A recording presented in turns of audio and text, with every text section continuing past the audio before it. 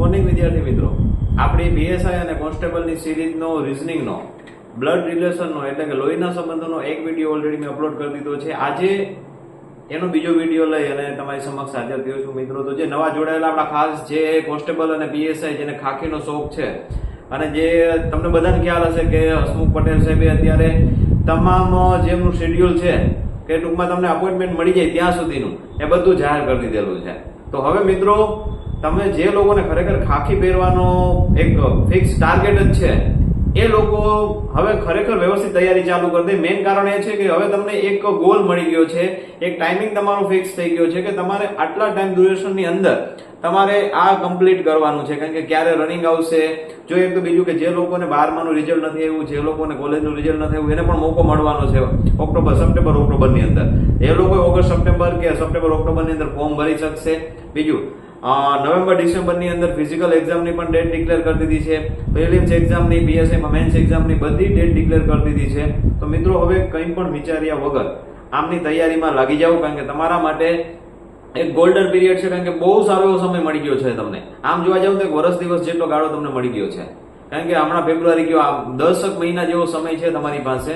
તો હવે કંઈ પણ વિચાર કર્યા વગર જે લોકોને ખરેખર ટૂંકમાં ખાખી પહેરવી છે એ હવે પોતાનો ટાઈમ વેસ્ટ નહીં કરે અને આની તૈયારીમાં લાગી જશે. તો આજ આપણી જે મેઇન આપણો ટાર્ગેટ છે બીએસઆઈ અને કોન્સ્ટેબલ, એની જે સિરીઝનો જે મેં ઓલરેડી ઘણા બધા વિડીયો મેથ્સના પણ મૂકી દીધા, મેં હવે ગુજરાતીમાં ચાલુ કરી દીધું છે, એનો પણ એક વિડીયો આવી ગયો છે. અને રીઝનિંગનો પણ ડાયરેક્શનના વિડીયો મૂક્યા છે.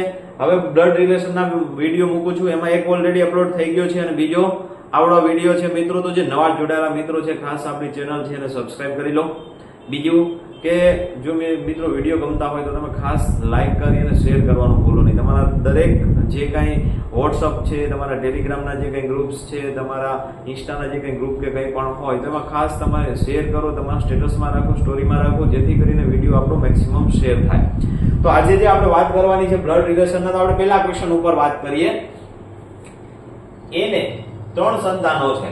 જો એક વસ્તુ યાદ રાખજો, જ્યારે બ્લડ રિલેશનની વાત આવે ને ત્યારે ફિગર દોરી અને રિલેશન બતાવવા બહુ જરૂરી છે. કારણ કે તો જ તમને સમજ પડશે, અધરવાઇઝ નહીં પડે, તમે ખોટા આન્સરો ટીક કરીને આવશો. બરાબર? એટલે શાંતિથી આની મેથડ કઈ છે ને એ જ વસ્તુ અગત્યની છે કે કઈ રીતના આને ડ્રો કરી અને એક વ્યક્તિનું બીજા વ્યક્તિ સાથે આપણે રિલેશનશિપ બતાવી શકીએ. તો જો આમાં પહેલા શું કીધું છે કે એને 3 સંતાનો છે. તો પહેલા આપણે એ નામનો કોઈ એક વ્યક્તિ છે ને આપણે મૂકી દઈએ. એને કેટલા? તો કે 3 સંતાનો છે. આ એ છે ને કેટલા સંતાનો છે? 3 સંતાનો છે. કોણ કોણ છે કીધું નથી. હવે આગળ વધીએ. બી એ સી નો ભાઈ છે, એટલે આ સંતાનોમાં જ હશે. અત્યારે આપણે એવું વિચારી લઈએ, એ છે એને 3 સંતાનો છે, બી એ સી નો ભાઈ છે એટલે કે આ બોય છે. સી નો જે આપણને ખ્યાલ છે નહીં, એને 3 સંતાનો છે, સ્ત્રી છે કે પુરુષ એ પણ આપણને ખ્યાલ નથી. એક વસ્તુ ખ્યાલ પડી ગયો, બી એ સી નો ભાઈ છે એટલે આપણે શું બતાવ્યું એને, આ બી લખ્યું મેં બોયઝ માટે, અને સી એ બી ની બહેન છે.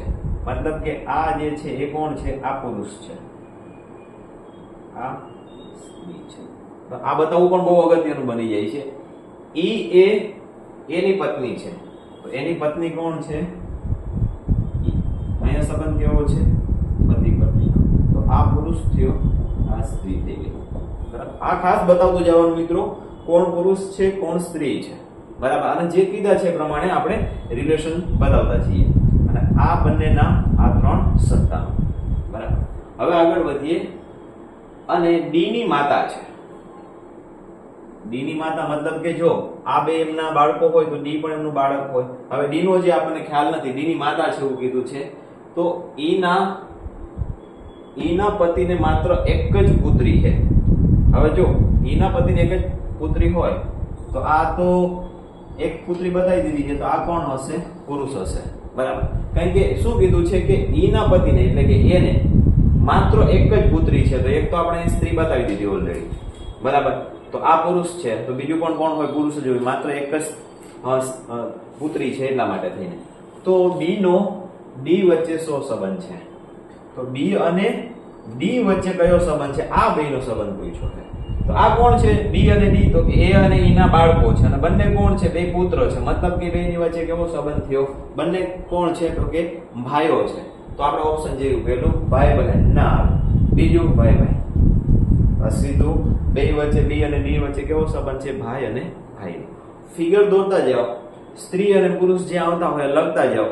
બહુ ઈઝી ક્વેશ્ચન છે, આમાં કોઈ એટલું બધું વિચારવું પડે એવું છે નહીં. ખાલી ફિગરો તમે કઈ રીતના બનાવો છો, એકબીજાના રિલેશન કઈ રીતના બતાવો છો ને એ જ અગત્યનું છે મિત્રો. આ મેથડથી તમે ગણશો ને એટલે ક્યારેય તમારો આન્સર ખોટો પડશે નહીં.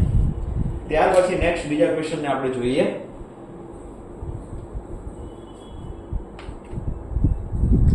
ડી એ બી નો ભાઈ છે. તો પહેલા બતાવી દઈએ આપણે ડી એ બી નો ભાઈ છે. ભાઈ છે મતલબ કે પુરુષ છે, બરાબર. ત્યાંથી આગળ વધીએ. એમ એ બી નો ભાઈ છે.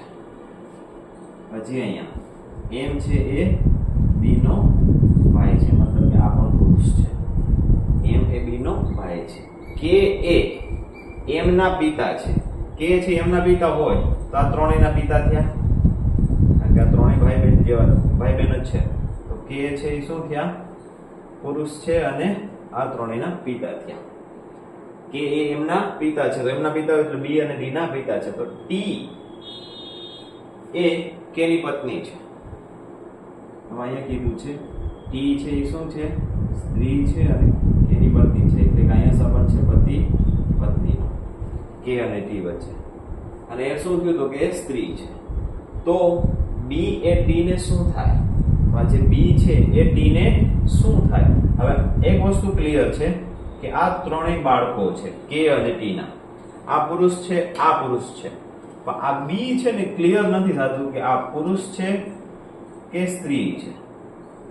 આ વસ્તુ ક્લિયર થતું નથી. આ પુરુષ છે, આ પુરુષ છે, આ પુરુષ છે અને સ્ત્રી છે, એટલું ક્લિયર થઈ જાય છે. પણ આખા ક્વેશ્ચન ની અંદર બી છે એ ક્યાંય એવું નથી બતાવવામાં આવ્યું કે પુરુષ છે કે સ્ત્રી છે. તો બી છે અહીંયા શું આપણને ક્વેશ્ચન ની અંદર પૂછ્યું છે કે બી એ ડી ને શું થાય? આ ડી ને છે એ આ બી શું થશે?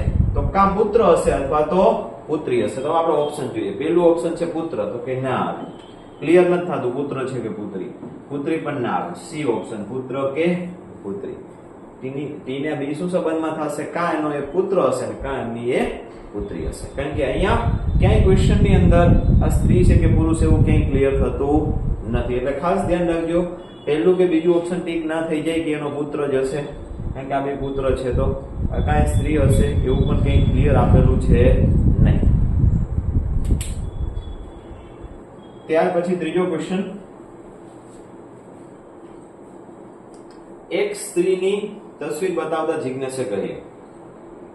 હવે જિજ્ઞેશ છે એ કોઈ આ સ્ત્રી છે એની જે ચિત્ર છે એ બતાવીને કહે છે કે તેણીની પોતરી, એટલે કે આ સ્ત્રીની પોતરી, એટલે અહીંયા પણ એક વ્યક્તિ હશે, એટલે કે એના છોકરાની છોકરી, આ પોતરી એવી વાત કરે છે. એનો છોકરો ને એની છોકરો કે છોકરી, એની શું કીધી છે? છોકરી. આ પોતરી એટલે કે એના છોકરાની છોકરી, પોતરી એ મારા ભાઈની એકમાત્ર પુત્રી છે. એટલે કે આ જિજ્ઞેશ છે એનો કોઈ ભાઈ છે, બરાબર. એ કોણ? તો કે આ એની એકમાત્ર પુત્રી છે. કારણ કે જિજ્ઞેશ જે કહે છે એની સ્ત્રીનું ચિત્ર બતાવતા કહ્યું કે આની જે પોતરી છે એ જિજ્ઞેશના ભાઈની, એટલે કે જે અહીંયા એનો છોકરો છે, આ સ્ત્રીનો છોકરો છે, જિજ્ઞેશનો શું થાય છે? એનો અહીંયા ભાઈ કહેવામાં આવ્યો છે, કારણ કે એની પુત્રી કીધી, એટલે એના ભાઈની એકમાત્ર પૌત્રી છે, એકમાત્ર પુત્રી છે. તો સ્ત્રીનો જિજ્ઞેશ સાથે શું સંબંધ થાય? તો જે સ્ત્રી છે એ જિજ્ઞેશ સાથે શું સંબંધ થાય? તો એના ભાઈ જે છે એની માતા હોય તો જિજ્ઞેશની પણ એ શું થાય? માતા જ થાય, કારણ કે એના ભાઈની આ પુત્રી છે એટલા માટે. તો અહીંયા જે છે એ કોણ છે? તો કે જિજ્ઞેશનો ભાઈ છે. એટલે આ બે વચ્ચે ભાઈ ભાઈના સંબંધ છે. તો એમના ભાઈની માતા એ જિજ્ઞેશની શું થાય? માતા. તો પહેલું ઓપ્શન બહેન, બીજું ઓપ્શન શું આપવામાં આવેલું છે? માતા. તો અહીંયા જવાબ શું આવશે? માતા. એટલે ખાસ ધ્યાન રાખજો કે આ રીતના ચિત્રવાળા ક્વેશ્ચન સારા એવા પૂછાય છે. આમાં સંબંધ બતાવવામાં ઘણી જગ્યાએ લોકો ભૂલ ખાઈ જાય છે.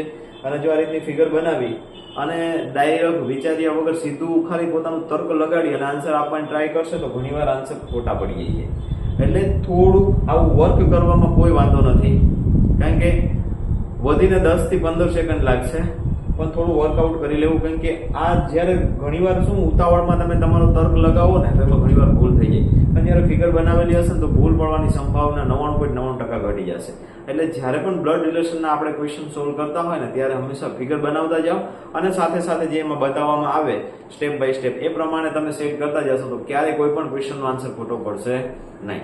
તો જો મિત્રો ખરેખર વિડીયો મજા આવી હોય તો વિડીયો શેર કરી દેજો, અને નેક્સ્ટ વિડીયો જે છે આપણો એ અપલોડ થશે હમણાં મેથ્સનો જ, બરાબર. તો એ જે વિડીયોના ક્વેશ્ચન છે એ પણ એટલા જ અગત્યના હશે, તો આગળના વિડીયો ના જોયા હોય તો એ સૌથી પહેલા જોઈ લ્યો, કારણ કે એમાં ઘણા બધા વિડીયો ઓલરેડી મેથ્સના મેં અપલોડ કરી દીધા છે, અને બીજો વિડીયો પણ મેથ્સનો આવે છે. કારણ કે જો અત્યારે ખાકી પહેરવી હોય તો મેથ્સ, રીઝનિંગ, ઇંગ્લિશ, ગુજરાતી આ 4 સબ્જેક્ટ પીએસઆઈ માટે અને મેથ્સ, રીઝનિંગ, ગુજરાતી કોન્સ્ટેબલ માટે મોસ્ટ આઈએમપી થઈ જાય છે. તો આ 4 સબ્જેક્ટ એવા છે કે આમાં એક પણ સબ્જેક્ટ છોડી શકાશે નહીં, તો અત્યારથી એની ઉપર વર્ક ચાલુ કરી દો, બરાબર. Thank you.